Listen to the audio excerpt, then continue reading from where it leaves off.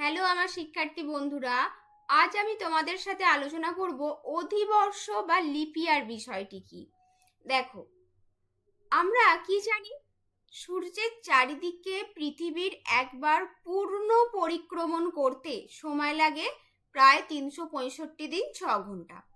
কিন্তু আমরা গণনার সুবিধার্থে 365 দিনে 1 বছর ধরি, তাই তো? আমরা ক্যালেন্ডারে 365 দিনেরই হিসাব করি।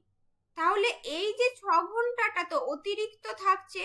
তাহলে এই অতিরিক্ত 6 ঘন্টাটা কি হয় দেখো, এই অতিরিক্ত 6 ঘন্টা 4 বছর অন্তর কত হচ্ছে, 6 × 4 সমান 24 আওয়ার্স বা 24 ঘন্টায় পরিণত হয়।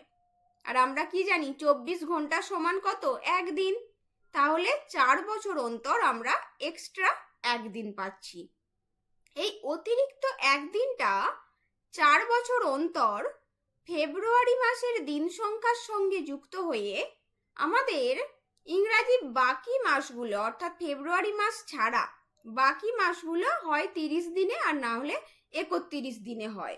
কিন্তু ফেব্রুয়ারি মাসটা কত দিনে হয়, 28 দিনে।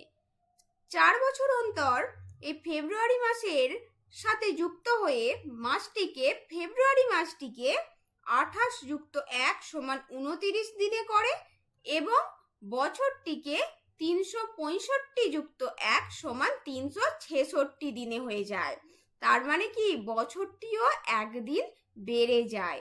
ওই যে বছরের দিন সংখ্যা 366 দিন হয় এবং স্বাভাবিকভাবেই ফেব্রুয়ারি মাসটা সেই বছর 29 দিনে পড়ে, সেই বছরগুলিকে আমরা বলি অধিবর্ষ বা লিপ ইয়ার।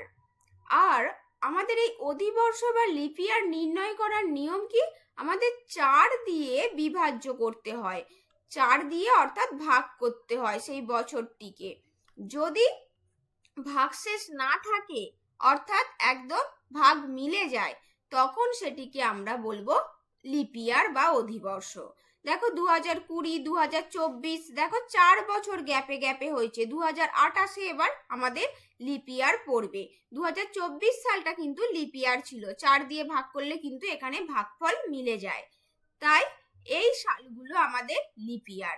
এবং যদি শতাব্দীর বছর হয়, যেমন 2000, 3000, 4000, 5000, এই শতাব্দী বছরগুলোকে আমাদের 400 দিয়ে বিভাজ্য করতে হয়। যদি শতাব্দী বছর হয়, 400 দিয়ে বিভাজ্য করলে যদি ভাগ মিলে যায়, তখন আমরা সেগুলোকে বলি লিপ ইয়ার। তো আশা করছি তোমরা এই লিপ ইয়ার বা অধিবর্ষ বিষয়টি বুঝতে পেরেছো। এটি তোমাদের পরীক্ষায় 2 মার্কসের মতো আসে। এই উত্তরটা একটু তোমরা বই থেকে পড়ে নিয়ে লিখলেই হবে। আচ্ছা, তোমরা বলো তো 2026 সালটাকে আমরা লিপ ইয়ার বলতে পারবো কি পারবো না?